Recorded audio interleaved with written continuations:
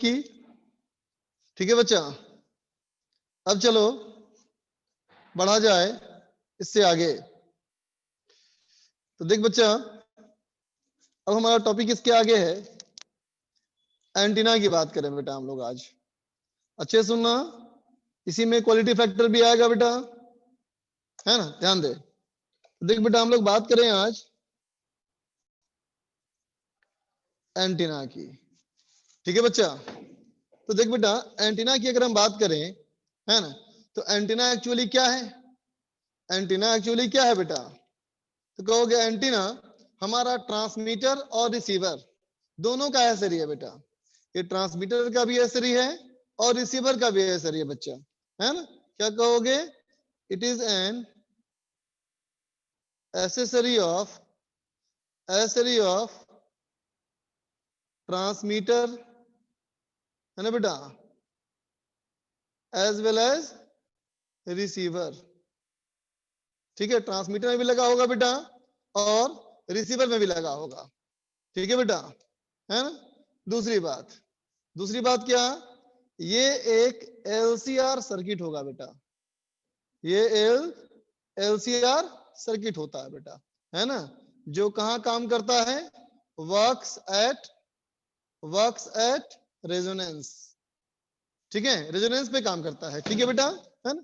तो इमेजिन करो, यूं सोचो बेटा कि अगर हम स्पेस की बात करें बेटा, है ना, स्पेस की अगर बात करें हम, तो स्पेस में तो बेटा बहुत सारी वेव ट्रैवल करते हुए, बोलो है कि नहीं? स्पेस में तो हमारी इनफाइनाइट टाइप की वेव ट्रेवल करती रहेगी, बोलो, है ना बच्चा। ठीक है, और देख बेटा, ये हमारा एक एंटीना है, ये हमारा एक एंटीना है ना। तो देख बेटा, ये जो एंटीना हमारा है, ये सारी तरह के वेव को पकड़ेगा। समझे बात को? ये सारी तरह के वेव को पकड़ेगा, समझे ना। ये किसी भी तरह के वेव को छोड़ेगा नहीं, बात समझे ना। ये सारी वेव को पकड़ेगा बेटा, और इन सारे वेव की वजह से इसमें इंड्यूस होगा, है ना। लेकिन काम करेगा किसी एक के लिए, है ना। क्यों और कैसे? तो देखो बेटा, इसमें हमारा होगा क्या? एक एलसीआर सर्किट होगा बेटा। इसमें समझो कि एक एसी का हमारा एलसीआर सर्किट है ना। तो देख बेटा, अगर इसमें एसी का एक एलसीआर सर्किट है बेटा, है ना, ये सी है, ये एल है और ये आर है ना। और तुमको याद है ना बेटा ये कि एलसीआर सर्किट में जो करेंट है ना बेटा और ओमेगा ग्राफ होता है, याद है ना, कैसे बनता है बेटा? कहते थे ना तुम कि ये ग्राफ हमारा रेजोनेंस फ्रीक्वेंसी के लिए मैक्सिमा होता है बेटा, बोलो। रेजोनेंस फ्रीक्वेंसी के लिए ग्राफ हमारा ये मैक्सिमम जाता है, बोलो, याद है बेटा? रेजोनेंस फ्रीक्वेंसी के लिए ग्राफ ये मैक्सिमा आता है। इसको हम लोगों ने कहा था बेटा ओमेगा आर, या कहते हैं बच्चा ओमेगा आर। ये क्या है? ये हमारा है बेटा रेजोनेंस फ्रीक्वेंसी, है ना बेटा। ठीक है, तो यूं समझ, इसको यूं सोच बेटा कि देख बेटा, अगर ये एंटीना किसी खास डिवाइस के लिए है या किसी खास सिस्टम पे काम कर रहा है ना, तो देख बेटा, इसमें एक एल की वैल्यू और जो सी की वैल्यू है वो एक खास वैल्यू है ना। तो सोचो, अगर एल और सी की वैल्यू एक खास वैल्यू है बेटा, तो फिर हमारा इसका रेजोनेंस फ्रीक्वेंसी का वैल्यू भी खास होगा, बोलो, बात समझे ना। ठीक है, तुम इसको कंपेयर करो रेडियो ट्यूनिंग से। हालांकि मोबाइल भी ऐसे ही काम करता है बेटा, लेकिन तुम उसको रेडियो ट्यूनिंग से कंपेयर करो, है ना बेटा। रेडियो ट्यूनिंग से कंपेयर करो, जैसे कि तुम कहते हो ना कि हमारा नॉब है, ये हमारा एक नॉब है बेटा। इस नॉब में ये अलग होता है फ्रीक्वेंसी, ये अलग होता है, ये अलग होता है, ये अलग होता है। जैसे मान लो ये स्टेशन 1 है, ये स्टेशन 2 है, ये स्टेशन 3 है और ये स्टेशन 4 है ना बेटा। तुमको मान लो अपने नॉब पे अलग अलग स्टेशन पकड़ना होता है, जैसे 98.3 हो गया, 92.7 हो गया, 95.4 हो गया, है ना बच्चा। ठीक है, तो क्या करोगे? इस नॉब को घुमाओगे, है ना बच्चा। और इस नॉब के घुमाने से क्या होगा? इस नॉब के घुमाने से बच्चा हमारा कैपेसिटेंस वेरी करना होगा, बात समझा। तो क्या कहोगे इसमें? रोटेटिंग नॉब चेंजेस कैपेसिटेंस, है ना बेटा। अब सोचो, अगर ये कैपेसिटेंस हमारा यहाँ चेंज करेगा बेटा, तो इसके कैपेसिटेंस चेंज करने से क्या रेजोनेंस फ्रीक्वेंसी पे असर नहीं पड़ेगा? बोलो, पड़ेगा ना? बोलो, बात समझा ना? रेजोनेंस फ्रीक्वेंसी पे असर पड़ेगा ना बेटा? तो अब मान लो अगर तुम स्टेशन 1 की कहते हो बेटा, स्टेशन 1 की कहते अगर हो, तो स्टेशन 1 का फ्रीक्वेंसी हमारा ये है ओमेगा नॉट 1, है ना? अब मान लो तुम कहते हो कि मुझे स्टेशन 2 के लिए कहना है, स्टेशन 2 के लिए कहना है, तो स्टेशन 2 के लिए बेटा अलग रेजोनेंस फ्रीक्वेंसी होगा, बोलो, होगा ना? ये स्टेशन 2 का हो गया बेटा फ्रीक्वेंसी, बोलो ओमेगा नॉट, ठीक है? बात समझा ना? लेकिन जरा गौर करना इस बात को, क्या गौर कर रहे हो? दोनों ग्राफ बेटा इंटरसेक्ट कर रही है ना, बोलो, है ना बच्चा? बात समझ रहे हो ना बेटा? तो देख ग्राफ का जो हमारा मैक्सिमा है बेटा, ग्राफ का जो हमारा मैक्सिमा है ना बेटा, समझो उसी पे हमारा वो स्टेशन पकड़ेगा। ग्राफ का जो मैक्सिमा एम्पलीट्यूड का मैक्सिमा है ना बेटा, समझो उसी मैक्सिमम इंटेंसिटी का तुमको साउंड पुनाई पड़ेगा, है ना? लेकिन एक बात गौर करना, जब भी कोई स्टेशन के पास नॉब घुमाते हो, तो उस नॉब के हल्का आसपास भी उसी चैनल की आवाज आती है, हल्की सी कम आती है, बोलो, आती है ना बेटा? बोलो, आती है ना? बात समझे ना?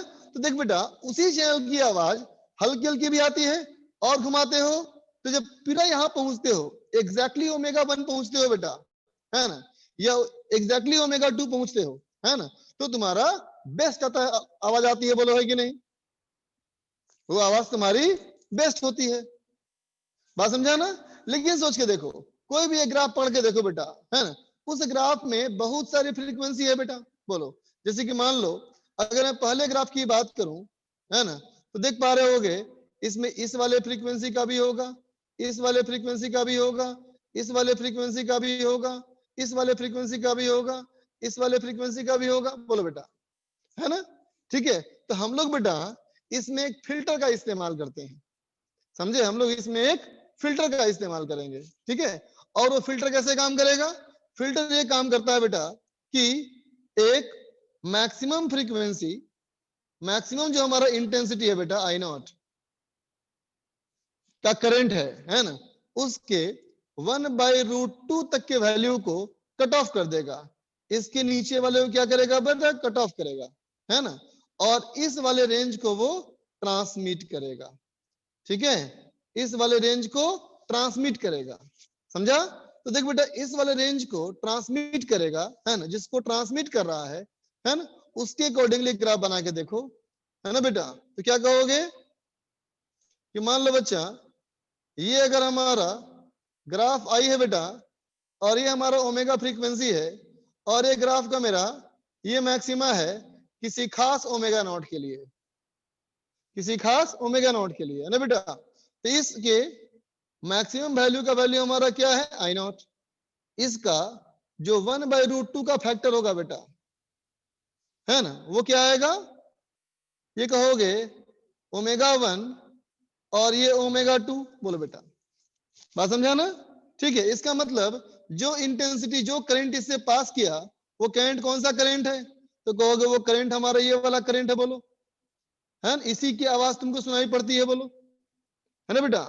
इसी का तुम्हारा मैक्सिमम सुनाई पड़ती है बेटा वैल्यू, ठीक है? तो क्या कहोगे तुम कि ये जो हमारा ओमेगा 1 से ओमेगा 1 टू वैल्यू है बेटा, जो इसके अंदर से पास कर रहा है, यही हमारी क्या है बेटा? बैंडविड्थ। इसको क्या बोलते हैं? बैंडविड्थ बोलते हैं, समझा? है ना? अब सोच के देखो, अब देखो मान ऊपर के डायग्राम को देखना, एक ब्लू में है और एक रेड डायग्राम है ना बेटा, वॉयलेट और रेड, है ना? सोचो ये जो इसका इंटरसेक्शन पॉइंट है बेटा, तुम क्या चाहोगे? ये वाला इंटरसेक्शन पॉइंट I0/√2 से नीचे होना चाहिए कि ऊपर होना चाहिए? बोलो, बोलो, बोलो, नीचे होना चाहिए कि ऊपर होना चाहिए? नीचे होना चाहिए ना, बिल्कुल सही बेटा, है ना? अगर ऊपर होगा तो क्या होगा? तो कहेंगे दोनों की आवाज पास करेगी। अगर I0/√2 से ऊपर हो जाएगा तो दोनों की आवाज पास करेगी, आवाज मिक्स हो जाएगी, दोनों सुनाई पड़ेगी, बोलो, है ना? लेकिन दो चैनल को अलग अलग करने के लिए क्या करेंगे हम लोग? क्या करेंगे लोग बताओ? कि इसकी जो बैंडविड्थ आ रहा है ओमेगा 1 से ओमेगा 2, है ना, वो दूसरे वाले चैनल के बैंडविड्थ से एकदम अलग अलग होना चाहिए, बोलो, तभी हमारी आवाज मिक्स नहीं होगी, है ना? और ये जो कॉमन पॉइंट हमारा है बेटा, वो हमेशा I0/√2 से कम होना चाहिए। समझ गए बात?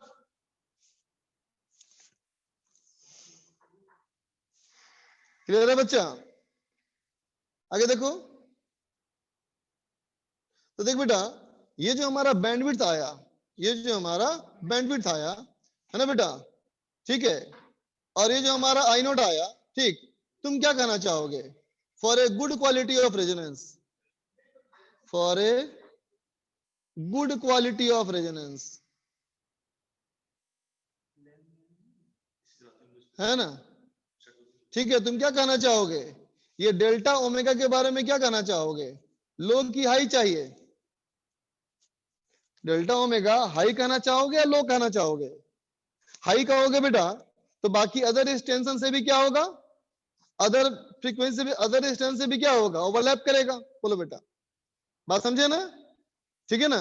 अगर लो कहोगे बेटा तो अदर फ्रीक्वेंसी से ओवरलैप करने का चांसेस बहुत कम होगा बेटा, है ना? तो क्या कहेंगे, डेल्टा ओमेगा हमारा क्या होना चाहिए बेटा, लो होना चाहिए, है ना? ठीक है, इसलिए हम कहते हैं बेटा quality factor of transmission, quality factor of transmission, quality factor of transmission Q is equal to omega by delta omega. ठीक है, ओमेगा हमारा कौन सा, रेजोनेंस फ्रीक्वेंसी वाला ओमेगा, कहोगे इसका जो रेशियो होगा बेटा वही हमारा होगा क्वालिटी फैक्टर। बात समझ में आया बेटा? बात समझ में आया? ठीक है, तो देख बेटा ओमेगा 1 माइनस ओमेगा 2 और ओमेगा नॉट, है ना? ओमेगा नॉट के बारे में तुम जानते हो पहले से कि ओमेगा नॉट क्या होता है, बोलो, 1 by root L C, resonance frequency, है ना बेटा? ठीक है, अब डेल्टा ओमेगा क्या है, डेल्टा ओमेगा क्या है, सुन ध्यान से, देख बेटा तुम जेड की वैल्यू जानते हो ना, क्या होता है, बोलो, जेड इक्वल टू क्या होता है, impedance R square plus XL minus XC का स्क्वायर, बोलो बेटा, होता है ना? बोलो, ठीक है, तो अब सोच के देखो, ओमेगा बदलोगे बेटा तो एक्सएल एससी बदलेगा, ओमेगा बदलोगे तो एक्सएल एक्ससी बदलेगा ना बेटा? ठीक है, तो बता बेटा ओमेगा बदलेंगे तो एक्सएल एक्ससी बदलेगा तो जेड बदलेगा कि नहीं, बोलो, बदलेगा ना? ठीक, और जेड अगर √2 टाइम्स बढ़ गया, जेड अगर √2 टाइम्स बढ़ गया तो तुम आई नॉट बाई √2 पे पहुंच जाओगे। बोलो बेटा, बात समझा ना? अगर इंपेडेंस √2 टाइम्स बढ़ गया तो हम आई नॉट बाई √2 पे आएंगे, तो आई नॉट के करस्पॉन्डिंग जो फ्रीक्वेंसी ओमेगा 1 है और जो ओमेगा 2 है वो निकाली जा सकती है या नहीं, बोलो बेटा, निकाली जा सकती है या नहीं? निकाल सकते हैं ना, मैथमेटिक्स, सिंपल मैथमेटिक्स है बेटा, है ना? तो ये जो वैल्यू आती है बेटा, है ना, क्या आती है, डेल्टा ओमेगा जो आती है बेटा सॉल्व करके वैल्यू, है ना, वो कितनी आती है, देखो डेल्टा ओमेगा आती है बेटा, ये आती है R by L, delta omega क्या होता है, R बाई एल। ठीक है बच्चा, सिंपल चीज है, ज्यादा मेहनत नहीं है, क्या करना, XL minus XC equal to R कर देना, तो एक्सएल माइनस एक्सी जब आर हो जाएगा तो हो जाएगा ना, बताओ, √2R होगा ना, तो XL minus XC equal to R लिख करके, है ना, उस क्वाड्रेटिक बनेगा इक्वेशन, सॉल्व करना, ओमेगा 1 आएगा, ओमेगा 2 आएगा, डिफरेंस करोगे तो R बाई एल आ जाएगा। ठीक है बच्चा, है ना? तो देखो इसको अगर हम यहाँ पुट करें, इसको यहाँ पुट करें तो क्या हो जाएगा, तो कहोगे Q इज इक्वल टू, ये हो जाएगा omega naught 1 by √LC divided by R by L, that is equal to, ये हो जाएगा 1 बाई √LC, है ना बेटा? ये इसको ऐसे भी कर सकते हो, रुको, देख बच्चा, इसको ऐसे भी कर सकते हो क्या, कि Q equal to omega naught, delta omega कितना बेटा, R बाई एल, तो हो जाएगा omega naught L by R, इसका मतलब हो जाएगा बेटा XL बाई R, बोलो, ये हो जाएगा हमारा XL बाई R, है ना बेटा? ये ऐसे भी कर सकते हो, Q is equal to omega naught put कर लो, 1 बाई √LC बाई एल कह लो, कितना हो जाएगा, by R by L, by R by L, तो कितना हो जाएगा बेटा, L by R into 1 by √LC, that is equal to, L कटेगा बेटा उसमें, क्या हो जाएगा, ये हो जाएगा 1 by R square root L by C, बोल बेटा, आ गया ना? ठीक है, तो बताओ, for good quality, for good quality मतलब Q फैक्टर को इंक्रीज करें, है ना? ठीक है, तो कितना हो जाएगा बताओ, तो कहो क्यू फैक्टर को बढ़ जाने के लिए क्या करना चाहिए, आर कम होना चाहिए, एल ज्यादा होना चाहिए और कैपेसिटेंस कम होना चाहिए। ठीक है बच्चा, समझे यहां तक बात है ना? तो नोट कर लो इसको, नोट कर ले बच्चा।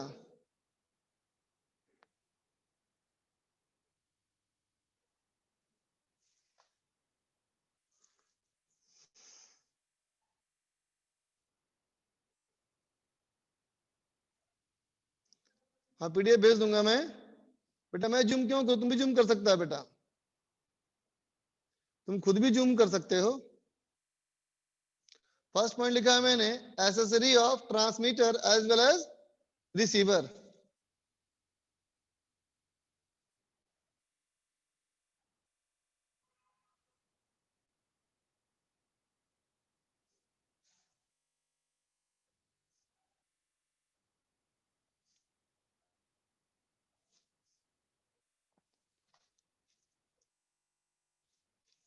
कोई बात नहीं, लिख लो। जूम नहीं कर सकते हो तो ठीक है, चलो। अरे बेटा ओमेगा 1 ओमेगा 2 करने से कैसे आएगा, बता देता हूँ उसको, अभी बताता हूँ। देखो पहले इसको लिख लो,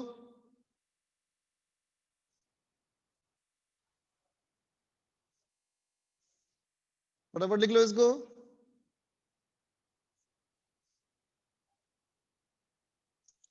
it means 92.7 is better quality than, क्या लिख रहा है भाई, अजीबोगरीब बात क्यों कर रहे हो तुम?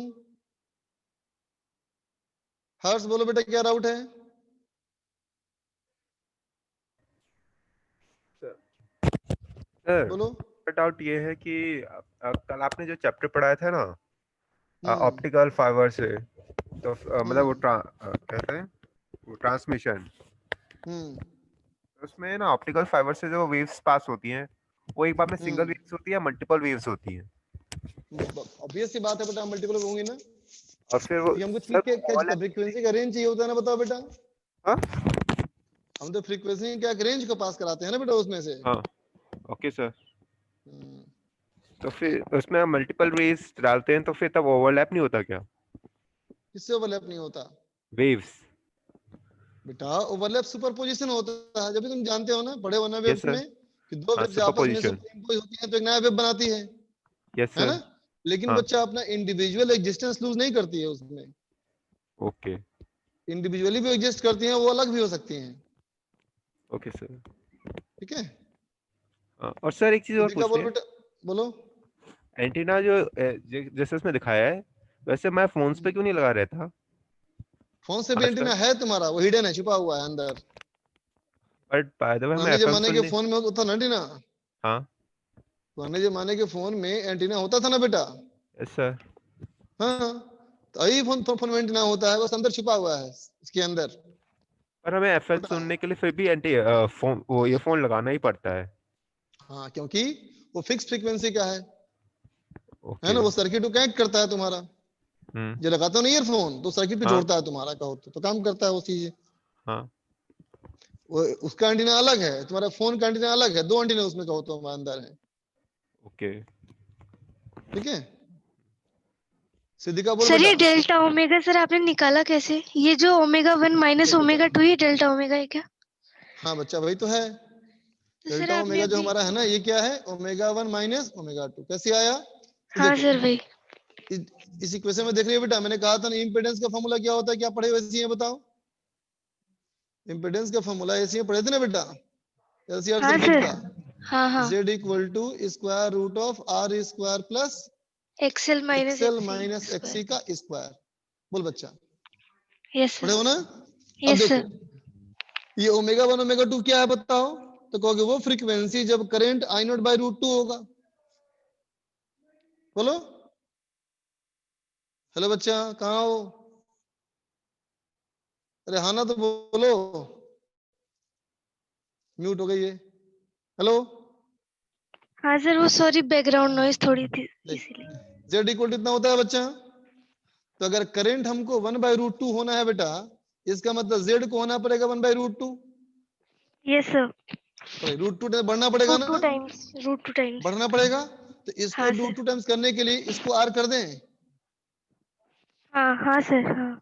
कर दें तो क्या कहेंगे, XL minus minus equal to axis R. R. हाँ। ठीक है, तो क्या हो गया बेटा, omega L minus 1 one by by omega omega C. C equal to are.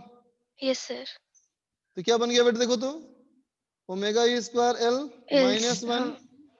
Omega square L C minus one equal to omega R C. Yes sir. बोलो, तो क्या बना बेटा, omega square L C minus omega R C minus one equal to zero. Yes sir, अच्छा quadratic बन गई। दिख गया हाँ। Quadratic equation. हाँ सर, हो गया। तो इस दो वैल्यू आएगा, ओमेगा वन हाँ ओमेगा टू। डेल्टा हाँ सर, अब समझ हाँ में आ वो गया। तो हो गया, हाँ हो गया सर। अब क्लियर है बेटा यहाँ तक। Yes sir. फिर से क्विक रिवीजन कर दे रहा हूं। सबसे पहले बेटा हमने कहा कि दो, मैंने ग्राफ क्या बनाया बताओ, मैं दो ग्राफ बनाया कि देख बेटा, अगर स्टेशन 1 है या स्टेशन 2 है, तो स्टेशन 1 की फ्रीक्वेंसी f1 है, स्टेशन 2 की फ्रीक्वेंसी f2 है ना बेटा, है ना।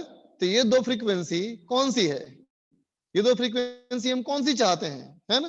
तो देख बेटा, जहां कहीं भी रेजोनेंस फ्रीक्वेंसी होता है, रेजोनेंस फ्रीक्वेंसी का फॉर्मूला क्या होता है, 1/√LC। बोलो, होती है ना। तो क्या सोचोगे तुम कि अगर तुम इस नॉब को घुमाओगे, क्या कहा था मैं, नॉब को अगर घुमाओगे तो नॉब को घुमाने से क्या होता है, कैपेसिटेंस चेंज करेगा बेटा, कैपेसिटेंस चेंज करेगा, इसका मतलब रेजोनेंस फ्रीक्वेंसी चेंज करेगा। रेजोनेंस फ्रीक्वेंसी चेंज करेगा, इसका मतलब क्या हुआ कि अलग अलग फ्रीक्वेंसी पे मैक्सिमा आएगी। बोलो बोलो, है कि नहीं। तो कहेंगे बेटा f1 फ्रीक्वेंसी के लिए ये पहला ग्राफ, f2 के लिए दूसरा ग्राफ, वैसे स्टेशन 3 के लिए तीसरा ग्राफ बनेगा। बोलो, समझा ना। ठीक है, अब मैंने कहा किसी एक ग्राफ की बात करते हैं, है ना। तो जब नॉब को घुमाते हैं बेटा हम लोग, है ना, तो सबसे अच्छी इंटेंसिटी कहाँ आएगी आवाज की, यहाँ आएगी। ठीक है बेटा, बात समझा, सबसे अच्छी आवाज कहाँ आएगी, वहां आएगी, है ना। लेकिन गौर करते हो कि 92.8 मान लो, तो 92.7 पे भी हल्की आवाज आती है, 92.9 पे भी हल्की आवाज आती है। बोलो बेटा, है ना। तो हल्की आवाज वहां आने का कारण क्या है कि इसका मतलब थोड़ा सा आस पास की फ्रीक्वेंसी भी ट्रांसमिट हो रही है। इसका मतलब मैक्सिमम तो क्या होना चाहिए, ओमेगा नॉट वाला होना चाहिए, है ना। लेकिन इसके बाद वाली ये पॉइंट भी फ्रीक्वेंसी क्या हो रही है, हल्की हल्की ट्रांसमिट हो रही है ना। ठीक है बेटा, तो वही मैंने कहा कि उसके अंदर लगा होगा एक फिल्टर।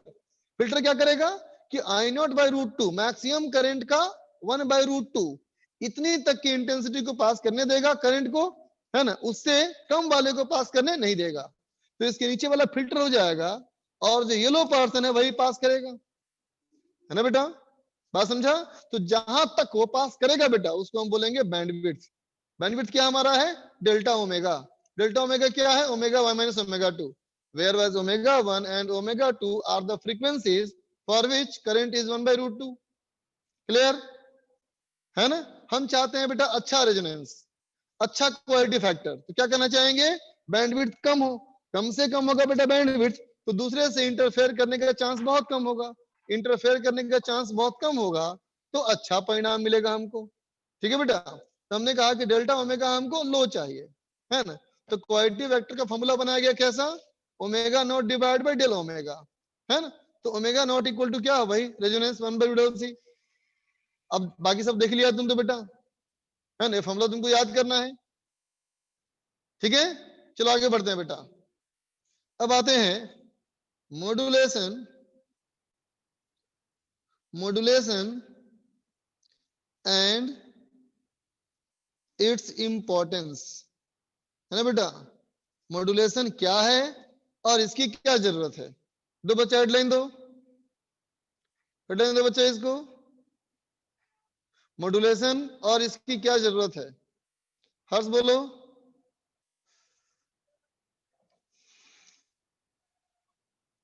शुभम।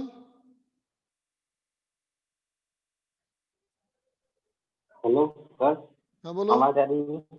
आ रही है, बोलो। इलेक्ट्रोस्टैटिक का थोड़ा डाउट है, नहीं अभी आज खत्म कर दो हमको पोटेंशियल ये, एनर्जी हम लोग निकाल। उससे बाद में पूछना बेटा, पहले मुझे हेलो खत्म कर, चैप्टर खत्म करने दो आज। नवदीप बोलो बेटा। सर I0/√2 IRMS की वैल्यू होती है क्या सर? हाँ होती है ना। बस यही पूछना था सर, वो हाँ। एसी का। निशांत। नीचे दिखा दीजिए सर। नहीं आवाज आई ठीक से, क्या बोला। सर एक बार नीचे दिखा दीजिए, लिखना है सर थोड़ा सा। यस सर, हो गया। टेस्ला साहब बोलिए। सर मैं पूछ रहा सर कि ट्रांजिस्टर रिसीवर के बीच में जितना भी डिस्टेंस होता है उसमें तो काफी सारी वेव्स ट्रैवल करती होंगी एक दो। बिल्कुल। तो सर वो दोनों मतलब कि अगर कोई दो वेव्स को लें तो क्या वो दोनों अपने आप मतलब कि डिस्टर्ब करेंगी क्या सर एक दूसरे को? बिल्कुल सुपर इम्पोज होती हैं, लेकिन उससे अलग करने का काम हमारा कहो तो एक तरह से एंटीना का ही है। वही दिखा दूंगा ना बेटा मैंने अभी, कि वो किसी खास फ्रीक्वेंसी के लिए देगा मैक्सिमम इंटेंसिटी, उसी को पकड़ेगा वो फाइनली। एंटीना कैच सबको करेगा, लेकिन किसी खास फ्रीक्वेंसी के लिए उसकी इंटेंसिटी मैक्सिमम होगी, वही तुम्हारी यूजफुल फ्रीक्वेंसी होगी। समझे? चलो आगे बढ़ा जाए। अब ध्यान दे बेटा, मॉड्यूलेशन एट्स इंपॉर्टेंस। मॉड्यूलेशन क्या है और इसकी क्या जरूरत है? देखो बच्चा, मॉड्यूलेशन हमारा इंपॉर्टेंट क्यों है ना? तो देख बेटा, मैंने कहा था कि मॉड्यूलेशन हमारा क्या चीज है, तो मैंने कहा तुमको था पहले ही, modulation is superposition of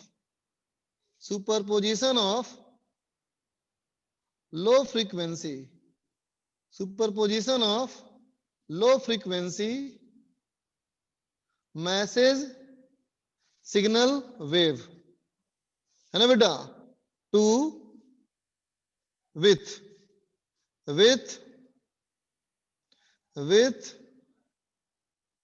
high frequency carrier wave।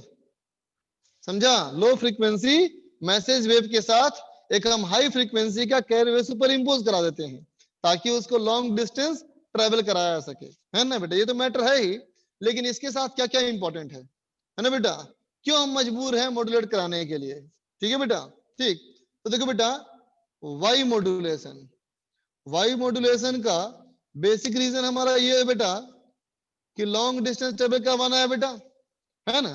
दूसरा देखो बेटा, अब क्यों कारण है, टेक्निकल कारण क्या है? टेक्निकल कारण क्या है देखो, तो पहला तो कारण है बेटा साइज ऑफ एंटीना। समझो बेटा, एंटीना की साइज, है ना? तो देखो बेटा, इसके बारे में कहा जाता है फॉर गुड ट्रांसमिशन, अच्छे ट्रांसमिशन होने के लिए हाइट ऑफ एंटीना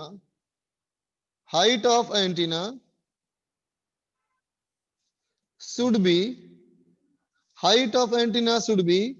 है ना बेटा, मोर देन और इक्वल टू λ/4। जो वेव को तुम्हें भेजना है ना बेटा, उस वेव का वेवलेंथ के 1/4 से बड़ी होनी चाहिए। ठीक है? तो ऐसा करते हैं कि हम अपने मैसेज सिग्नल वेव की बात करें बेटा, तो देखते हो अपने मैसेज सिग्नल जो हमारा वेव है वो क्या है, मान लेते हैं चलो साउंड और म्यूजिक है, तो क्या कहेंगे 20 से लेकर के 20,000 हर्ट्ज तक हमारा है बेटा, बोलो है कि नहीं, है ना? चलो बच्चा हम हायर फ्रीक्वेंसी की बात करें, तो बताओ बेटा इस फ्रीक्वेंसी के लिए लैम्डा कितना हो जाएगा, तो कहोगे C/F।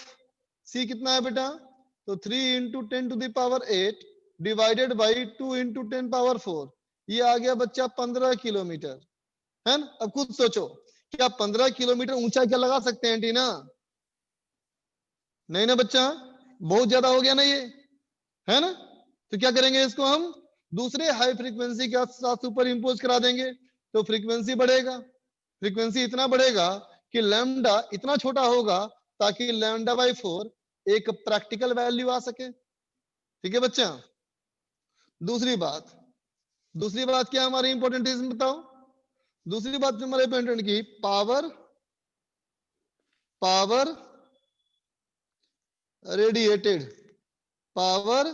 Radiated bye antenna. समझे बेटा? पावर रेडिएटेड बाय एंटीना, है ना बेटा?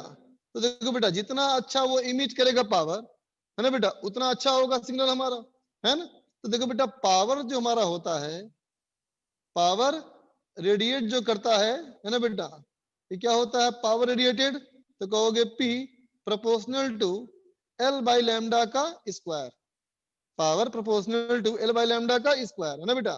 इसका मतलब अगर तुम पावर अच्छा चाहते हो तो लैम्डा हमको छोटा करना पड़ेगा।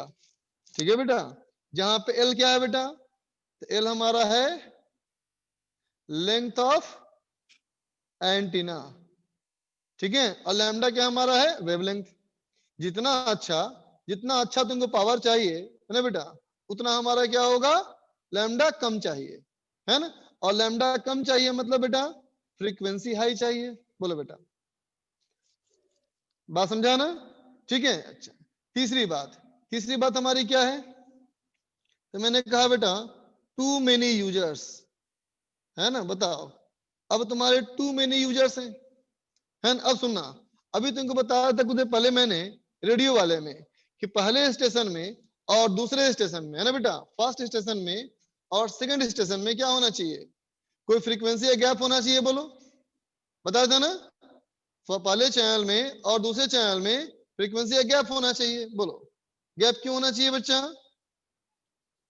गैप क्यों होना चाहिए था, क्योंकि गैप नहीं होगा बेटा तो सिग्नल ओवरलैप करेगा। बोलो, अगर बच्चा गैप नहीं होगा तो क्या होगा, सिग्नल्स ओवरलैप करेंगे, और जब सिग्नल्स ओवरलैप करेंगे बेटा तो आवाजें आपस में मिक्स होंगी, है ना।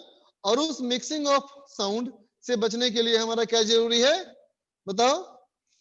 तो कहोगे हमारा जरूरी है कि फ्रीक्वेंसी अलग अलग रहे, है ना। अब सोचो, अगर फ्रीक्वेंसी अलग अलग रहेंगी, है ना, ठीक है, और उसके लाखों करोड़ों यूजर हैं बेटा, है ना, अगर उसके लाखों करोड़ों यूजर हैं तो क्या होना चाहिए बताओ, लाखों करोड़ों अगर यूजर है बेटा तो हर किसी के लिए अपना अलग अलग हो गया स्टेशन। बताओ, रेडियो से कंपेयर करो तो कहोगे हर आदमी के लिए अपना अलग अलग हो गया बेटा स्टेशन, और जितनी अलग अलग स्टेशन है बेटा इसका मतलब कितना बड़ा फ्रीक्वेंसी का रेंज चाहिए, सोचो, है ना बेटा। और इतने बड़े फ्रीक्वेंसी के रेंज के लिए ही हम लोग क्या करते हैं बेटा, हाई फ्रीक्वेंसी का होना जरूरी है। लो फ्रीक्वेंसी में इतने बड़े रेंज को ऑक्यूपाई नहीं कर सकता। समझे बच्चा, बात समझे। तो इन सब कारणों की वजह से हमको बेटा, ठीक है, हमें मॉड्यूलेशन करना जरूरी है। ठीक है, तो क्यों समझ में आ गया, क्यों समझ में आ गया, ठीक है बच्चा, है ना। अब चलो बात करें हम लोग, अब बात करें कि कैसे किया जाएगा बेटा इसको, how modulation is done, how modulation is done, modulation किया कैसे जाएगा, है ना बेटा। तो देखो, हम कहेंगे बेटा देखो कि हमारा जो मैसेज सिग्नल वेव है ना बेटा, हम कहेंगे हमारा जो मैसेज का वेव है बेटा, है ना, ये मैसेज का जो वेव हमारा है वो क्या है, चलो मान लेते हैं y equal to am into sine omega M into T, है ना बेटा। और हमारा जो कैरियर वेव बेटा है ना, वो कैरियर वेव क्या है, y equal to A C sine omega C into T. बोलो बेटा, है ना, ये हमारा है A C sine omega C into T. और क्या कहा तुमने था कि मैसेज सिग्नल का फ्रीक्वेंसी कम होता है और इसका फ्रीक्वेंसी बड़ा होता है, इसका मतलब ओमेगा एम जो हमारा है ये ओमेगा सी से बहुत छोटा है ना बेटा। ठीक है, इसका मतलब जो मैसेज का हमारा वेव बेटा है वो कैसा है, देखो जो मैसेज का हमारा वेव बेटा है वो कैसा है, तो कहेंगे हमारा मैसेज का जो वेव बेटा है ये ऐसा है, देखो ध्यान से, लो फ्रीक्वेंसी वेव। और कैरियर कैसा हमारा है बेटा, तो कैरियर हमारा ऐसा है, क्या दिख रहा है बेटा कि इसकी फ्रीक्वेंसी बहुत कम है और इसकी फ्रीक्वेंसी बहुत ज्यादा है। ठीक है, जब हम मॉड्यूलेट करेंगे तो क्या होगा, ठीक, तो हमारा बेटा तीन तरह का होता है मॉड्यूलेशन। ठीक है, पहला हमारा है बेटा एएम, एएम का मतलब क्या है, एएम का मतलब है बच्चा एम्पलीट्यूड मॉड्यूलेशन। ठीक है, दूसरा हमारा बेटा एफएम। ठीक बच्चा, एफएम क्या हमारा है, ये हमारा है फ्रीक्वेंसी मॉड्यूलेशन। ठीक है बच्चा, और तीसरा हमारा है पीएम। पीएम क्या है बच्चा, ये हमारा है फेज मॉड्यूलेशन। समझा बेटा, amplitude modulation, frequency modulation and phase modulation. ठीक है बच्चा। अब देखो एम्पलीट्यूड मॉड्यूलेशन में क्या होगा कि देखो जब ये दोनों हमारी वेव, कौन दोनों वेव, ये मैसेज का वेव और कैरियर वेव है ना बेटा, जब ये दोनों वेव हमारी मिलेंगी है ना, तो उसका रिजल्ट एम्पलीट्यूड मॉड्यूलेशन में कैसा होगा। जब ये सुपर इम्पोज करेंगे बेटा तो इसका वेव कुछ ऐसा बनेगा, देखो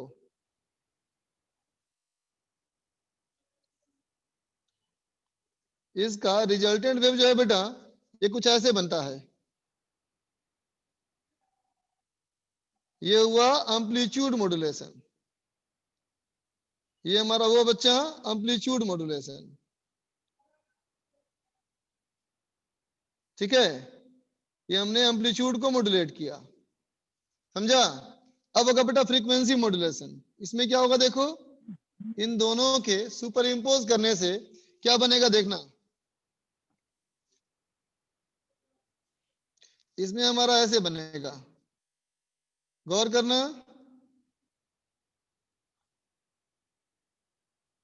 क्या दिख रहा है, फ्रीक्वेंसी कहीं कुछ और कहीं कुछ और, बोलो बेटा, है ना। फ्रीक्वेंसी भी पीरियोडिकली चेंज करेगा, है ना। और फेज में क्या हुआ देखो,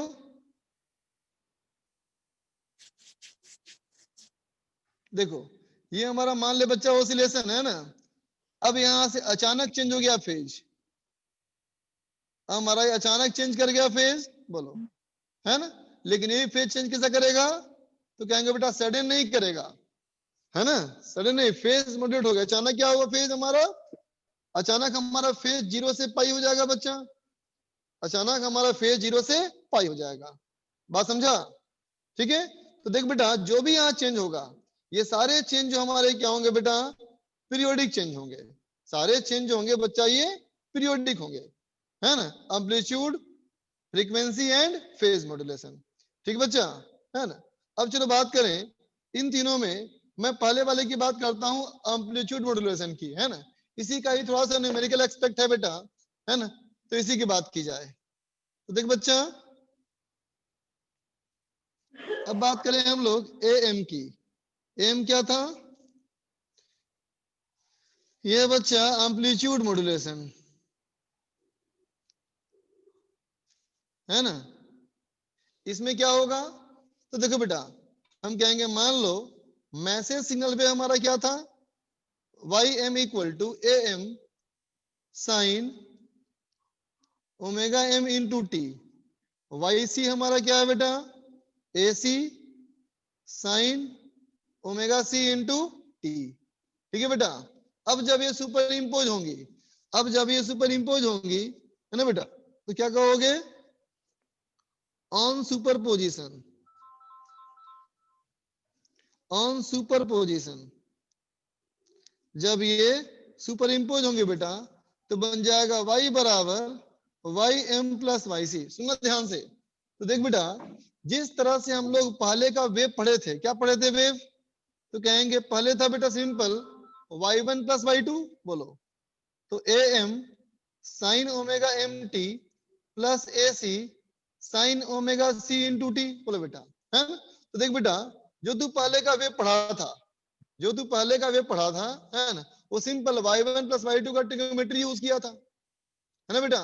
जो तुमने ट्रिग्नोमेट्री इस्तेमाल किया था वो इसलिए कर पाए थे क्योंकि ये ओमेगा 1 या ओमेगा 2 बहुत आसपास थे बेटा, है ना। लेकिन अभी ऐसी कहानी नहीं है बेटा, अभी फ्रीक्वेंसी एक का बहुत ज्यादा है ना, तो मैथमेटिकल अप्रोक्सीमेशन लगेगा, है ना। क्या कहोगे इसमें, इसमें हमारा लगेगा बच्चा मैथमेटिकल अप्रोक्सीमेशन। ठीक है बेटा, और सुपर इम्पोज करा करके हम लोग इसको बना देंगे, क्या देखो, इसको बना देंगे हम लोग equal to AC plus AM, AC plus AM sine omega M T, ठीक है, into sine omega C into T, है ना। हम क्या कहेंगे बेटा कि ये इतना फास्ट वेरी कर रहा है, ये इतना फास्ट वेरी कर रहा है कि इसके वेरिएशन को हम सिंपली इसके एम्पलीट्यूड में ही ऐड कर पाए।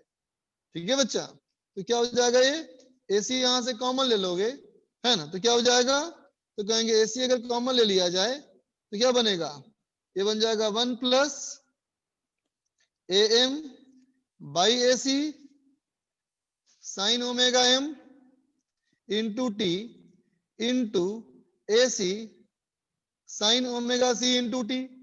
ठीक है बेटा, इसको अगर एक्सपेंड करो तो क्या बनेगा, ये बनेगा ए सी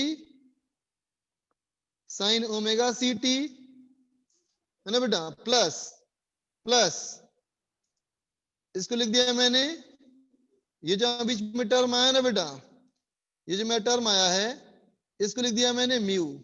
ठीक, तो क्या बन गया ये बन गया मेरा mu into A C sine omega M T into sine omega C into T. ठीक है बच्चा, तो क्या बन गया, A C sine omega C T plus mu A C by 2 कर लो बेटा, तो ये हो गया sine omega M T into sine omega C into T. अब लगाओ बच्चा trigonometry, A C sine omega C T plus, ठीक है बेटा, प्लस क्या हो जाएगा हमारा ये म्यू ए सी बाई 2, इसको बेटा 2 साइन ए साइन बी पे तोड़ दो, 2 साइन ए साइन बी तोड़ दोगे तो क्या हो जाएगा, cos omega C minus omega M into T minus mu A C by 2 into cos omega C minus omega M into T, है ना बेटा। तो क्या देखा तुमने फाइनली, कि फाइनली तुम्हारे पास क्या हुआ, 3 वेव बन गए बच्चा, बोलो बन गया ना। और कहोगे देखो कैरियर वेव जस का तस अलग हो गया, बताओ कैरियर वेव जस का तस अलग हो गया, और क्या कर दिया ये फ्रीक्वेंसी का एक बैंड बना दिया, बोलो बेटा फ्रीक्वेंसी का एक बैंड बना दिया, है ना बच्चा। इसमें हमारे 3 बन गए बेटा, बोलो बात समझाना यहाँ पे, ठीक है। तो देख बेटा अभी वाले टर्म में जो मैंने यहाँ पे म्यू को इंट्रोड्यूस किया, म्यू हमारा क्या है, ए एम बाई ए सी, इसे कहा जाता है बेटा क्या, इसे कहा जाता है मॉड्यूलेशन इंडेक्स, इसे कहोगे मॉड्यूलेशन इंडेक्स, ठीक है बेटा। Omega C minus omega M is equal to 2 pi common ले लो तो कहेंगे F C minus F M, ठीक है बेटा, समझा। तो यहां जो हमारा F C minus F M आया, है ना बेटा, इसे क्या कहते हैं, इसे कहते हैं लोअर साइड बैंड, ठीक है बेटा, है ना। और omega C plus omega M ये क्या होगा 2 pi F C plus F M, ठीक है बेटा। ये क्या हो गया हमारा, इसका नाम हो गया अपर साइड बैंड, है ना, ठीक है। तो अब देखिए बताओ इन दोनों में कितने का डिफरेंस है, बोलो इन दोनों में कितने का डिफरेंस है बेटा, दोनों फ्रीक्वेंसी को सब्सट्रैक्ट, क्या आ जाएगा बेटा 2fm, है ना। इसी को क्या बोलेंगे हम लोग, बैंडविड्थ। ये हमारा क्या है बेटा, बैंडविड्थ है, बोलो बैंडविड्थ ऑफ मॉड्यूलेशन, ठीक है बच्चे, ये हमारा क्या है, बैंडविड्थ ऑफ मॉड्यूलेशन, ठीक बेटा, बात समझ में आया बेटा।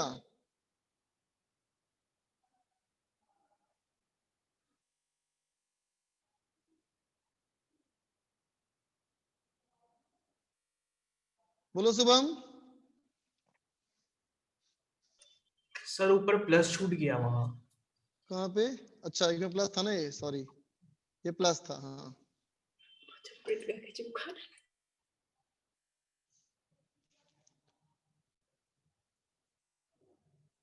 श्रेयांश बोलो बेटा।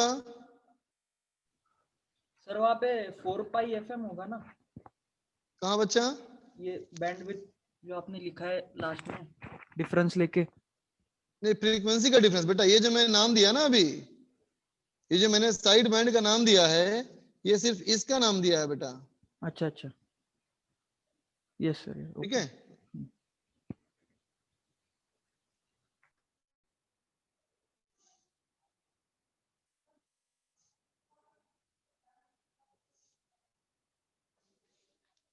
कुशाग्र बोलो बेटा। सर आपने वो मैनी यूजर वाला बताया था ना रीजन, इसकी वजह से करना पड़ता है मॉड्यूलेशन। हाँ हाँ हाँ हाँ, वो समझ में नहीं आया। समझ में नहीं आया। चलो ध्यान दो बेटा, मान लो कहूँ तुम्हें ऐसे, रेडियो देखो, रेडियो ना, यस सर। रेडियो में देखा होगा बेटा तुम, यूजुअली 80 से लेके 110 तक होता है ना। इसका मतलब 80 से लेके 110 तक काम करता है। तो क्या बोलो 80 से लेके 110 तक क्यों लेना पड़ा हमको? ताकि बहुत सारे चैनल पकड़ सके। बोलो यस सर। बहुत सारा चैनल पकड़ सके। क्यों? तो कहोगे हर चैनल का अपना अलग अलग फ्रीक्वेंसी है हाँ। ना, और हर दो चैनल के बीच फ्रीक्वेंसी का गैप होना चाहिए। Yes sir. गैप नहीं हुआ तो क्या होगा? सिग्नल ओवरलैप करेंगी, बताया था ना कुछ देर पहले, यस सर, साउंड मिक्स से होने लगेंगे। है ना। तो अब समझो, रेडियो में तुम्हारे कितने थे? मात्र थे 4 चैनल, समझे ना, हाँ। है ना। अब सोच के देखो, अगर मैं तुम्हें कहूं कि जितने सारे 10 करोड़ यूजर हैं वो एयरटेल के हैं, है यस ना। सर। तो अब सोच के देखो, समझो, अब समझो ये ऐसा रेडियो हो गया जिसके इतने सारे स्टेशन है। हाँ। तो इतना बड़ा फ्रीक्वेंसी का बैंड तुमको हाई फ्रीक्वेंसी में मिलेगा ना बच्चा। Yes sir. अब अब समझ आ में आया? गया। हाँ आ गया। Thank you sir. बिल्कुल बेटा। रविकांत बोलो। डिफरेंस बोलो डिफरेंस बच्चा। 2 पाई FM होगा ना सर? बच्चा, ये फ्रीक्वेंसी के डिफरेंस का नाम है lower side band, upper side band. 2 पाई नहीं है उसमें, ठीक है। दोनों फ्रीक्वेंसी के डिफरेंस को बोलते हैं बैंडविड्थ। आशुतोष, सर स्टेप 2 ये सर कैसे लिखी? कौन सा वाला? स्टेप 2 सर, ऊपर सर स्क्रॉल कर दीजिए सर थोड़ा। हाँ बोलो, ये वाला। यस सर, ये ऑन सुपर पोजीशन से जो दूसरी स्टेप है ना वो वाली। ऑन से पोजीशन के बाद यस सर। सेकंड स्टेप, ये बोल रहे हो जहां यस मैंने किया अभी अंडरलाइन, देखो यस सर। यस इसमें सर। दिक्कत है क्या? Yes sir. इधर डायग्राम को देखो, फील करो। देखो डायग्राम में, इस डायग्राम में कहोगे ना बेटा कि जितने देर में अगर मैं कॉमन टाइम पीरियड लूं, तो कहोगे ना बेटा कॉमन टाइम पीरियड में, है ना, इसके तो हो गए बहुत सारे ऑसिलेशन और इसके तो एक भी नहीं हुआ। बोलो, यस सर। है ना, बात समझे ना बेटा? यस तो मान सकते हैं ना बेटा कि इस वाले डिस्टेंस के लिए, है ना बेटा, ये लगभग कांस्टेंट है। बोलो, यस सर। तो क्या किया मैंने? इसके एम्पलीट्यूड में इसको ऐड कर दिया। देखो, ठीक है, अप्रोक्सीमेशन है बेटा यस ये। सर। हाँ, चल बच्चा आगे देखा जाए। अब इसमें कुछ कुछ फॉर्मूले हैं जो तुम्हें याद होने चाहिए। न्यूमेरिकल क्वेश्चन उसके ऊपर बेस्ड होता है बेटा कभी कभी। जैसे कि कुछ पावर्स की बात करूं मैं, कुछ पावर्स की बात करूं बेटा, powers in M wave. M wave में कुछ कुछ पावर क्या क्या है देखो बेटा। पहला, किसी भी सर्किट में जो पावर काम करेगा बेटा, वो सब एसी में काम करके, समझ रहे हो तुम लोग। सारा पावर क्या होगा? आरएमएस के फंक्शन में होगा बच्चा, है ना। तो देख बेटा, पहला फॉर्मूला इसमें है कैरियर पावर। ठीक है बेटा, कैरियर पावर क्या होगा? PC equal to AC square by 2R। R resistance है ना बेटा। साइड बैंड का power, power power of side band, जो साइड बैंड के वेव बटे थे उसमें कितना पावर होगा? तो power side band equal to, ये होगा बेटा mu square AC square by 4R। Mu हो गया क्या? मॉड्यूलेशन इंडेक्स, ठीक है। Total power, total power in M wave, total power in M wave, इसको दोनों को ऐड करना है ना बेटा, दोनों को ऐड करना है। तो क्या हो जाएगा? ये हो जाएगा AC square by 2R 1 plus mu square by 2। ठीक है बच्चा, ठीक है ना। अब देख बेटा, हम लोग लिमिटेशन ऑफ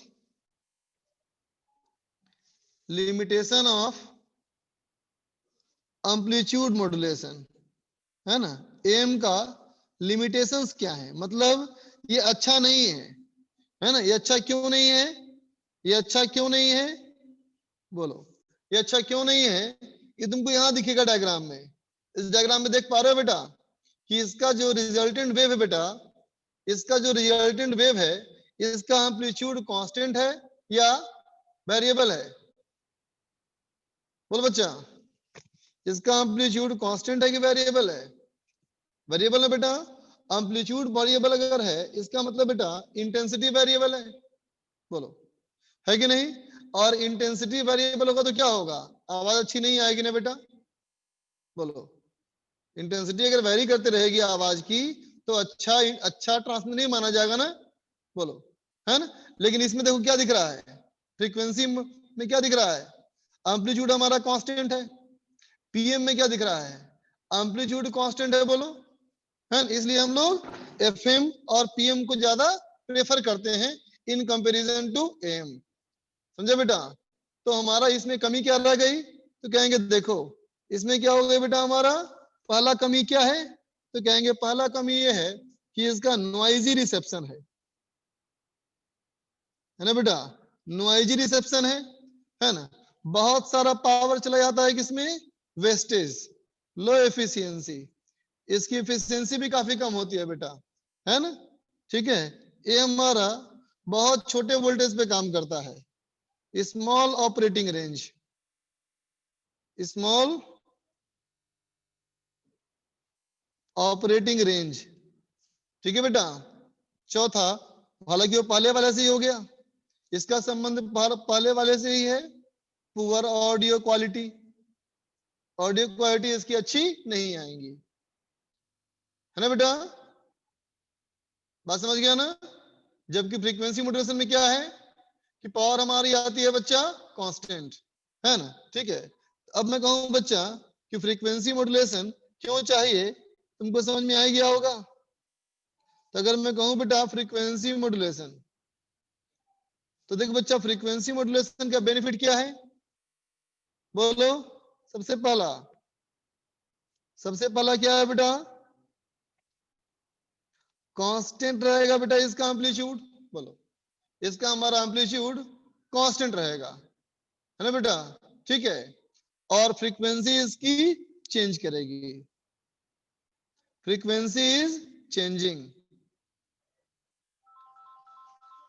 फ्रीक्वेंसी इसकी हमारी बच्चा चेंज करेगी, है ना। और हमारा इसका एम्पलीट्यूड कांस्टेंट रहेगा,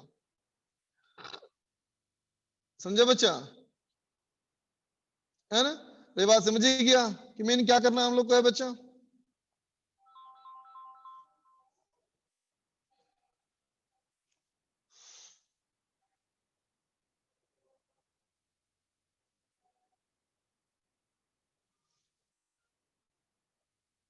हाँ बच्चा, एफएम को सबसे ज्यादा प्रेफर किया जाता है, बिल्कुल सही बात, क्योंकि आवाज की इसमें स्मूथनेस आएगी, इसलिए आवाज की इसमें स्मूथनेस आती है बेटा। नॉइजी रिसेप्शन लिखा था, noisy reception, noisy reception,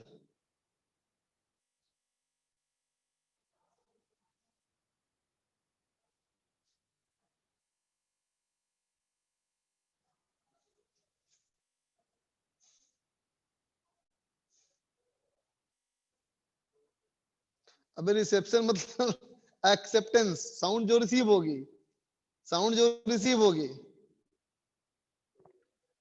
variable frequency में ऑडियो क्वालिटी खराब तो हो सकती है बेटा, है ना, लेकिन ज्यादा चिंता की बात इसलिए नहीं होगी क्योंकि कैरियर वेव की फ्रीक्वेंसी बहुत हाई होती है, उतनी हाई फ्रीक्वेंसी हम यूज ही नहीं कर पाते, ठीक है बच्चा।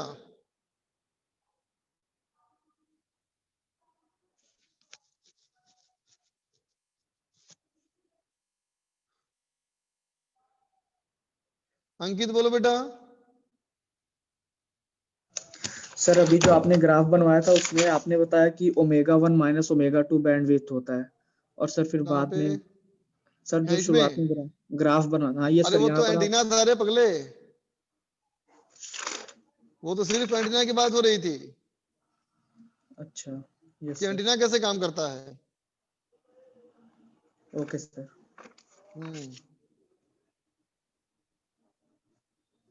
आदित्य बोलो भाई,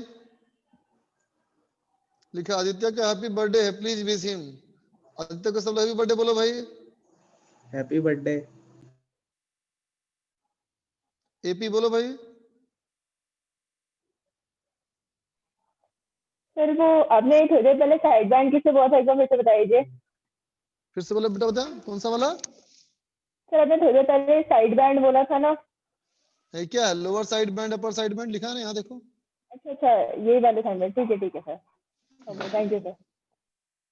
सिद्धिका सर ये जो लो बैंड विड्थ है वो तो सभी का एक लिमिटेशन होगा ना सर, तीनों नहीं मॉड्यूलेशन। समझी, फिर से बताना।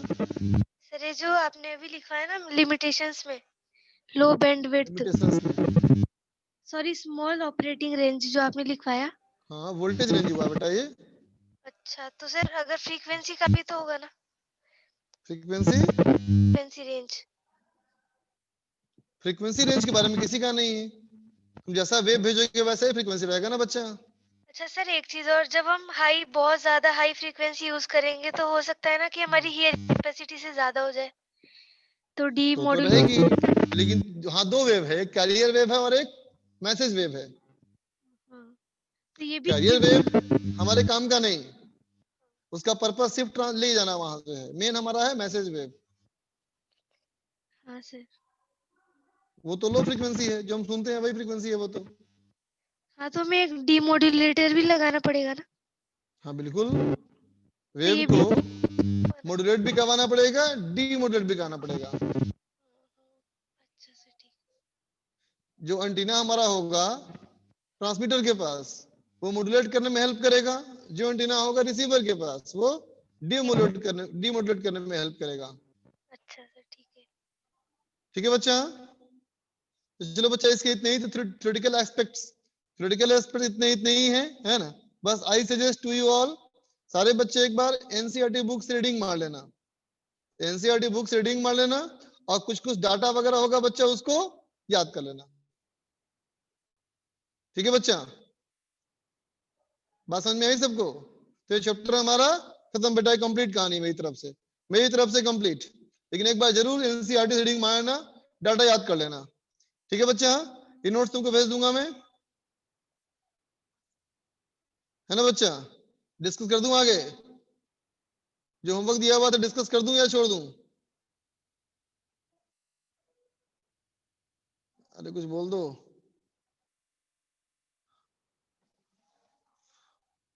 इतने सारे चैट के मैसेज आ रहे हैं कि मैं चैट देख ही नहीं पा रहा। हाँ आप देख लिया।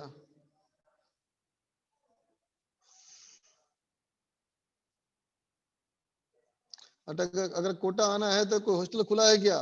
ये तो मुझे नहीं पता बेटा, हॉस्टल कोई खुला है कि नहीं ये तो नहीं पता मुझे। हाँ बच्चा नोट्स भेज दूंगा, बिल्कुल भेज दूंगा।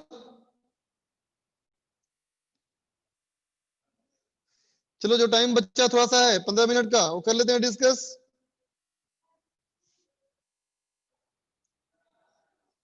हाँ जो थोड़ा बच्चा है, देवांश लिख रहा है डीमोटिवेटेड है। क्यों भैया, क्यों मोटिवेटेड हो? डिमोटिवेटेड हो? बात करते हैं, चलो बात करते हैं देवांश से।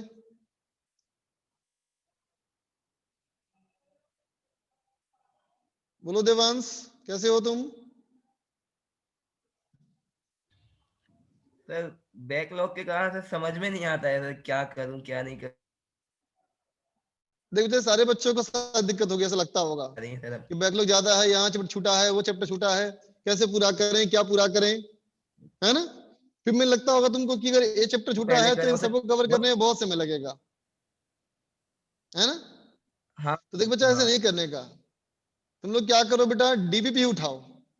यस 11th की नहीं, सिर्फ 12th की। ओके 11th की डीबीपी नहीं उठाना है, 12th की उठानी है डीबीपी। ठीक है, सर। बात सुन रहे हो? है ना? और अगर तुम्हारे पास सॉल्यूशंस वगैरह हो, भले के बने हुए तो बहुत अच्छी हैं, नहीं है तो भी कोई दिक्कत नहीं। तुम एक एक क्वेश्चन करके बनाते जाओ, एक एक क्वेश्चन करके बनाते जाओ, समझे बच्चा? है ना? और जो क्वेश्चन ना बने, मान लो जो क्वेश्चन ना बने, उस क्वेश्चन के कंसर्न थ्योरी को देखो, है ना, फिर उसको बनाओ। तुम अगर पूरा चैप्टर रिवाइज करने बैठ जाओगे तो बहुत समय लगेगा। जब डीपी बनाते जाओगे ना बेटा, तो पार्ट वाइज थोड़ा थोड़ा थोड़ा थोड़ा करके थ्योरी देखते जाओगे तुम। मोस्टली टाइम ऐसा भी होता है सर, बनते हैं फिर सर कुछ दिनों बाद सर एग्जाम में आता है तो नहीं होता है, तो सर तब लगता है ये बनाने का फायदा मतलब। ये क्या मतलब, फायदा क्यों सोच रहे हो बेटा? नॉलेज बढ़ी तुम्हारी ना, है कि नहीं? एक अटेम्प्ट में फेल हुआ, पहले वाले में अगर फेल हुआ, मान लो काम नहीं कर पाया वो, ये थोड़ी मतलब तुम्हारा काम का नहीं है, वो कहीं और काम आएगा। बेटा चिंता मत कर, चिंता करने से कुछ नहीं होने वाला, काम करने से कुछ होगा पहले ही, है ना। इतनी बात दिमाग में रख बेटा कि तेरा पढ़ना ज्यादा इंपॉर्टेंट है, बात समझे? बस काम शुरू कर, सोच मत, सोच से करते हो समय उसमें और बर्बाद होगा बेटा। देख बच्चा, ऐसा करते हैं, वीकली वंस क्लास लगाया करेंगे तुम लोग की, हम सुन रहे हो? वीकली वंस तुम्हारा हम क्लास लगाया करेंगे डीबीपी डिस्कस करने के लिए, है ना। और डीबीपी और चैप्टर, इन दोनों का टारगेट तुमको दे दिया करेंगे टेलीग्राम ग्रुप पे। उस टेलीग्राम ग्रुप पे तुमको हम एक टारगेट दे देंगे, इस वीक में इतना करना है, डीबीपी का भी और चैप्टर का भी, है ना। और उसके अकॉर्डिंग वीकली वंस क्लास लगाएंगे और डिस्कस करेंगे, ठीक है बच्चा? सर मैंने डीबीपी कंप्लीट कर ली है, अब क्या करूं? अगर 12th की मान लो पूरी कर चुके हो तो एक बार दोबारा देख लो, एक बार दोबारा देख लो डीबीपी को, है ना। और अगर फिर भी अगर दिक्कत लगता है बेटा, लगता है कि सब आता तुम्हें, सब कुछ हो चुका है, तो फिर 11th की डीबीपी बनाओ, है ना। यहाँ वहां से पेपर जुगाड़ो। अगर डीपीएस कर चुके हो, सीट पे कॉन्फिडेंस आ चुका है ना, तो फिर रैंडम अपने दोस्तों से, कोई कहीं का दोस्त तुम्हारा होगा जो कहीं और पढ़ता होगा, है ना, उनके यहाँ के टेस्ट पेपर्स मंगाओ और टेस्ट पेपर सॉल्व करो। अगर सब हो चुका है तो ठीक है बच्चा। और किसी भी कीमत पे तुझे मानना कि तुझे हारना नहीं है, समझा बच्चा? किसी भी कीमत पे हार नहीं मानना है, ठीक। हार कर भी हारना नहीं है बच्चा। अगर टेस्ट में कम मार्क्स आए, हार भी जाओ, लेकिन हार नहीं मानना है, लगे रहना एकदम। बात समझ रहे हो ना? हाँ, किसी भी कीमत पे हार नहीं मानना है।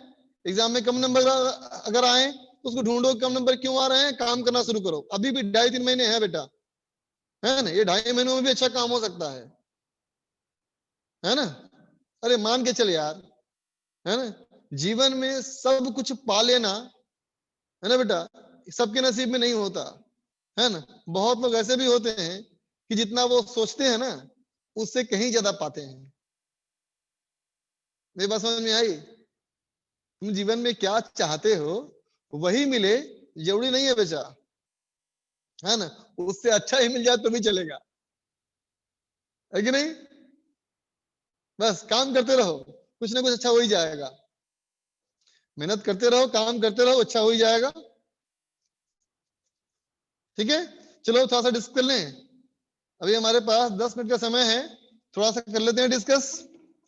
चलो मैं निकाल रहा हूं सीट।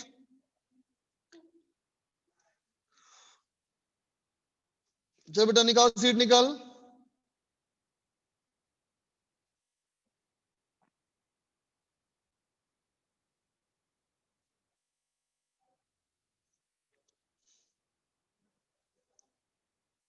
एक्सरसाइज 3 क्वेश्चन 4 पार्ट 2 निकालो बच्चा। Wave optics,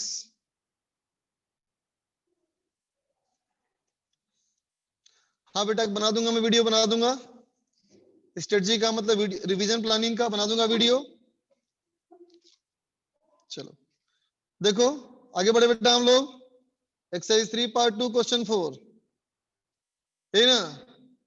exercise 3 part 2 question 4 कौन सा बोला था यार? एक्सरसाइज कौन सा? एक्सरसाइज 3 पार्ट 1 क्वेश्चन 2 पूछना है, पार्ट 1 में है। ओके ओके, पहले क्वेश्चन 2 पूछना है किसी को। देखो भाई क्वेश्चन 2 में, क्वेश्चन 2 में कहता है बेटा the phases of the light wave at C D and F are phi C phi D phi F, phi C is not equal to phi F, है ना। तो कहता है देखो तो क्या, डायग्राम में देखो तो देख बेटा, इस डायग्राम में फाई सी और फाई डी इन दोनों का फेज बराबर होगा बेटा, बोलो इन दोनों का फेज हमारा बराबर होगा बेटा, समझा ना? ठीक है, और देखो इन दोनों का फेज बराबर होगा, ठीक है, और देखो इन दोनों का फेज बराबर होगा, बोलो बेटा, ठीक है, इसका और इसका फेज बराबर, इन सब का फेज बराबर, ठीक है। अब देखो जितना फेज डिफरेंस इन दोनों में होगा उतना ही डिफरेंस इन दोनों में होगा। तो पहला ऑप्शन कहता है five C can not be equal to five D, C और डी का बराबर नहीं है तो गलत है बेटा।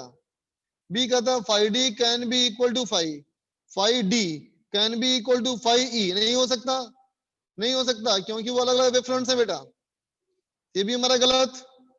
सी कहता है five D minus five F is equal to five C minus five, five D minus five F, देखते बच्चा, five D minus five F है ना बेटा, और कहता है five C minus five E, five C minus five, ये तो सेम ही होगा ना बेटा, बोलो बात समझा। और कहता है five D minus five C, five D minus five C is not equal to, गलत है बेटा फिर तो, ठीक है। 4 नंबर देखो, in a Young double slit experiment the separation between the two slit is D and the wavelength of light is lambda. The intensity of light falling on slit 1 is 4 times the intensity of 2. मतलब इसको अगर I मान लो तो इसका intensity 4i है बेटा। Choose the correct options, कहता है करेक्ट ऑप्शन को चूज करो। If d equal to lambda the screen will contain only one maxima, देखते हैं बेटा, तो बोलो किसी भी पाथ पे पाथ डिफरेंस क्या लिख सकते हो बच्चा, d साइड है ना, कोई मांग रहा है बार बार टेलीग्राम में ग्रुप टेलीग्राम का लिंक मांग रहा है, बोलो उसको दे देता हूँ टेलीग्राम का लिंक, बाकी और कोई का कोई मतलब नहीं है, जिसमें मैं मैसेज दूंगा वो वाला लिंक तुम्हें दे दे रहा हूं मैं।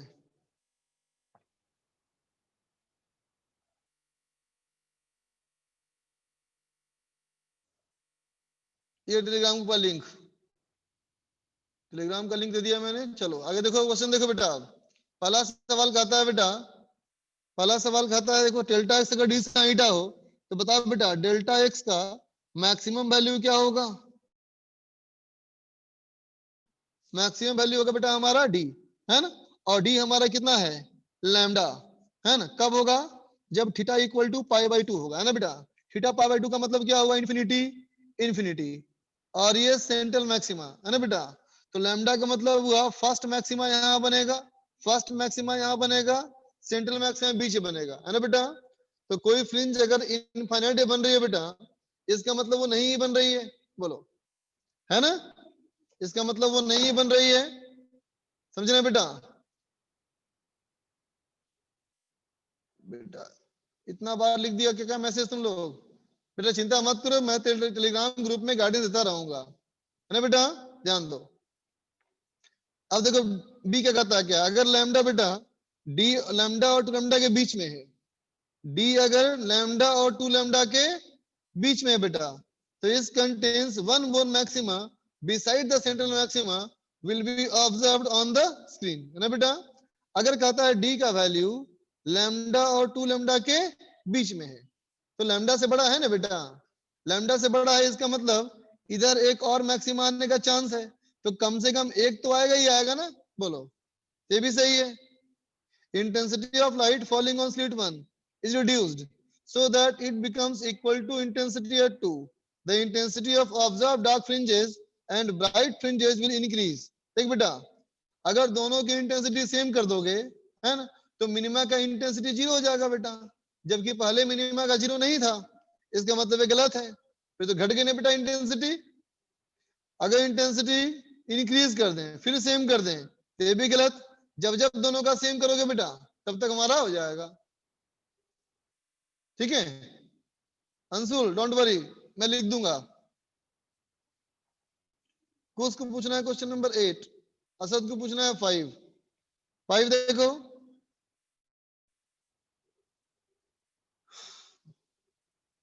देख बच्चा, 5 में थोड़ा टाइम लग जाएगा यार, पहले 80 देख लो, 80 देख लो बेटा।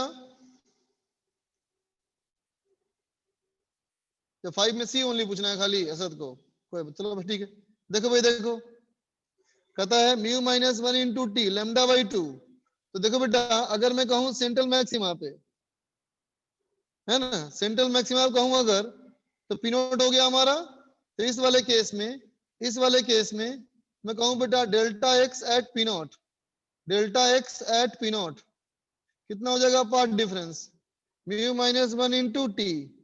तो पार्ट डिफरेंस हो गया बेटा लैम्डा बाई 2, है ना, ठीक है। और P1 P2 कहाँ पे है, तो देखो बेटा S1 P not S1 P1 minus S2 P1 बराबर लैम्डा बाई 4, है ना। इसका मतलब डेल्टा एक्स P1 पे कहता है देखो लैम्डा बाई 4 और पाथ डिफरेंस है।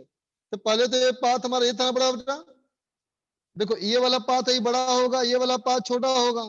अगर ऊपर जाओगे बेटा तो पाथ डिफरेंस घटेगा, इसका मतलब होगा lambda by 2 minus lambda by 4, ठीक है ना। और डेल्टा एक्स अगर 2 पे बोलोगे इस वाले पे, तो देख बेटा लैम्डा बाई 3 हमारा डिफरेंस है, इसका मतलब ये हो जाएगा lambda by 4 minus lambda by 3 का डिफरेंस कितना हो जाएगा, लैम्डा बाई 12, है ना। तो अब देखो सी के साथ क्या मैच कर रहा है बच्चा, तो कहता है delta at P naught equal to 0, गलत, लैम्डा बाई 2 ना बेटा, delta P1 equal to 0, P1 equal to 0 भी गलत, आर आई P1 0। देख बेटा मिनिमम का इंटेंसिटी आएगी, यही ना आएगी बेटा, लैम्डा बाई 2 मिनिमम ना, लैम्डा बाई 2 हमारा मिनिमम होगा ना बेटा, बोलो, है ना। तो ये गलत, इंटेंसिटी एट P1 0 गलत, intensity at P not is more than intensity at IP गलत ना बेटा, P नॉट पे तो मिनिमम आ रहा है ना। फिर IP2 is more than IP1। अब देख बेटा इन दोनों में जहां पार्ट डिफरेंस बड़ा है बेटा वहां फेज डिफरेंस छोटा होगा ना बेटा, बताओ, है ना। और क्या बोलोगे इस वाले के लिए लैम्डा बाई 4 है बेटा, इसका मतलब फेज डिफरेंस क्या हो गया पाई बाई 2, और यहाँ कितना हो गया फेज डिफरेंस पाई बाई 6। तो क्या कहोगे बेटा पाई बाई 6 में रिजल्टेंट ज्यादा आएगा ना रे, पाई बाई 2 में रिजल्टेंट कम आएगा ना, इसलिए हमारा ये सही है, ठीक है। चलो बच्चे आज के लिए इतना ही, फिर आज के लिए इतना ही बच्चा, मैं दोबारा क्लास लगाता हूँ तुम लोग का। हालांकि क्लास तो नहीं हमारी रहेगी, क्लास तो रहेगी नहीं, मैं एक टाइम बता दिया करूंगा ग्रुप पे ही कि कब मिलेंगे हम लोग, एक टारगेट के साथ, एक टारगेट के साथ बता दिया करूंगा, ठीक है। होमवर्क में, अभी के होमवर्क में तुम एसयू कंप्लीट करो। चलो लेटेस्ट हमारा क्या है, लेटेस्ट हमारा यह है बच्चा कि वेब ऑप्टिक्स कंप्लीट करो, लेटेस्ट में वेब ऑप्टिक्स कंप्लीट करो और सेमी कंडक्टर कंप्लीट करो, सेमी कंडक्टर और वेव ऑप्टिक्स सबसे पहले वही करेंगे डिस्कस, ठीक है बच्चा, है ना। तो नॉर्मल फिजिकल क्लास हम लोग की आज खत्म होती है ना। मुझे बहुत अच्छा लगा तुम लोग के साथ इतने समय तक, इतने समय तक तुम लोग के साथ बहुत अच्छा लगा मुझे। लव यू ऑल बच्चों, मिस यू ऑल।